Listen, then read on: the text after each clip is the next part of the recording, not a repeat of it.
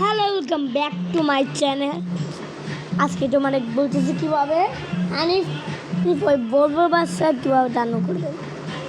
ঠিক আছে, আমার যে গেমটা আসছে সেটা আমি ডিলিট করে দিচ্ছি। ঠিক আছে, আমি ডিলিট করে দিলাম মানে গেমটা, তো ডিলিট করে দিলাম।